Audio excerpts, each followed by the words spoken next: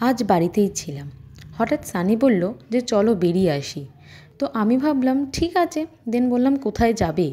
বললো চলো না, যেখানে নিয়ে যাব দেখবে ভালোই লাগবে। তার তো গাড়ি চালাতে বেশ ভালো লাগে।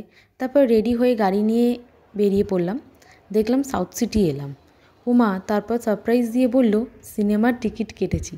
আমার তো বেশ ভালোই লাগলো। দেখলাম দুজনে মিলে লাপাতা লেডিস।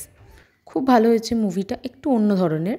মুভি দেখতে এসে রাতে পেট পুজো করব না, তারপর আবার সানডে, তা আবার হয় নাকি? সামনে সাউথ সিটির আগেই একটা নতুন রেস্টুরেন্টের ব্রাঞ্চ খুলেছে। কোন রেস্টুরেন্ট সেটা তোমরা একটু বাদেই বুঝে যাবে।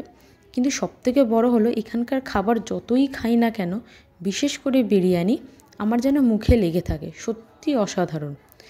তো প্রথমে অনেক ছবি টবি তুললাম, বেশ ভালো অ্যাম্বিয়েন্স, খুব সুন্দর। আর ওখান থেকে তারপর আমরা অর্ডার দিলাম। তো প্রথমে আমরা অর্ডার দিয়েছিলাম হাফ প্লেট চিকেন তন্দুরি। অনেকটাই রাত হয়ে গেছিলো, ওদেরও খাবার দিতে একটু লেট হয়েছিল। আর এই যে দেখো, খাবার সামনে রেখেও ছবি তুলে যাচ্ছে। আর আমার একদমই সেটা ভালো লাগছিল না, এত খিদে পেয়ে গেছিলো আমার। তো চিকেন তন্দুরি খাবার পর আমরা নিয়েছিলাম এক প্লেট মাটন বিরিয়ানি।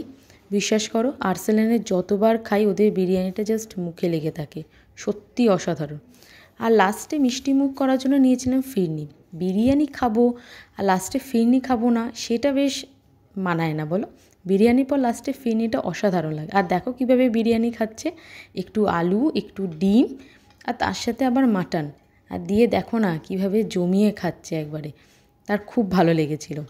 ব্যাস এইভাবেই আমাদের কাটলো আজকের এই দিনটা। আর এটাই ছিল আজকে আমাদের এই ছোট্ট গল্প।